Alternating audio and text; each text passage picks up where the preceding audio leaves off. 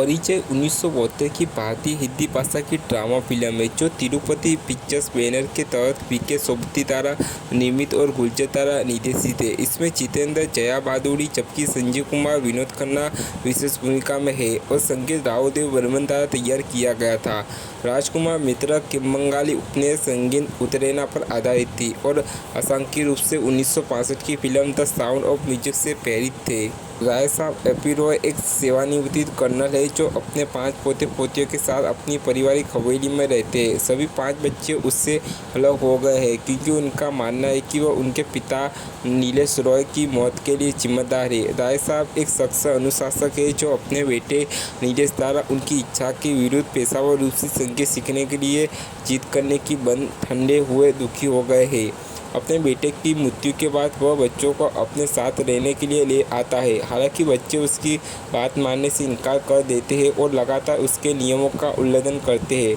राय साहब उनके लिए एक शिक्षक की तलाश कर रहे हैं, लेकिन कोई भी शिक्षक कुछ हफ्तों से अधिक नहीं टिकता है क्योंकि कोई भी शिक्षक उनके जंगली पोते पोतियों को अच्छे व्यवहार वाले लोगों में नहीं बदल सकता है। अभी शहर में नौकरी की तलाश में है, तभी उसे अपने चचा से एक पत्र मिलता है जिसमें उसे अपने गांव में राय साहब के घर पर एक ट्यूटर के लिए नौकरी के उद्घाटन की सूचना मिलती है। हालांकि वह अपनी पहली मुलाकात में राय साहब के ठंडे व्यवहार को नहीं अपनाता है, लेकिन शुरुआत में वह ज़रूरत के कारण काम लेता है। बाद में राय साहब ने उनसे कहा कि उन्हें विश्वास है कि रवि उनके पोते पोतियों को सीधा कर सकता है और उनसे ऐसा करने के लिए आग्रह करता है। रवि ने कोशिश करने के वादा किया है।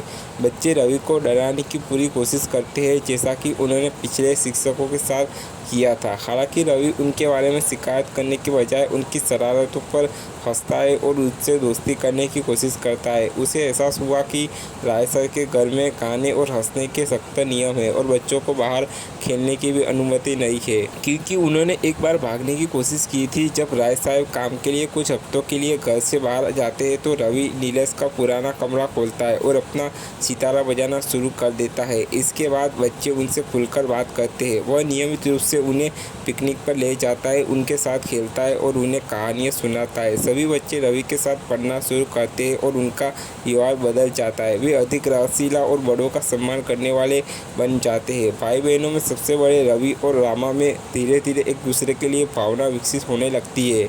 रामा राय साहब से नाराज़ होती है क्योंकि उसका मानना है कि जब वे उसके पिता या उनके पास विशारदा थे तो वह कभी उसके पास नहीं पहुँचे और उनके पिता की मृत्यु के कई दिनों बाद पहुँचे, जबकि उनके पिता ने उन्हें पहले ही लिखा था। कि हालांकि उसे रवि से पता चला कि राय साहब को पत्र बहुत देर से मिला है क्योंकि वो व्यावसायिक से सिलसिले में भी ले जाने की जहमत उठाए बिना चले गए थे।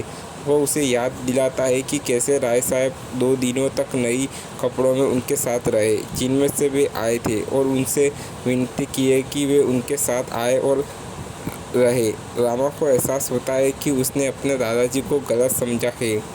कुछ दिनों बाद राय साहब वापस लौटते और पाते हैं कि बच्चे राम के साथ पढ़ रहे थे और उनके बेटे की फ्रेम वाली तस्वीरें उनकी फ्लोर में लटकी हुई है। सबसे पहले वो परेशान है, लेकिन अपने पोते पोतियों को चुपचाप पढ़ते और सम्मानपूर्वक उनका अभिवादन करते देखकर उतना ही आश्चर्यचकित भी होता है जो पहले कभी नहीं हुआ था। उसे पता चला है कि रवि उसकी अनुपस्थिति में शहर छोड़ना पड़ा है क्योंकि उसे शहर में नौकरी की पेशकश की गई थी।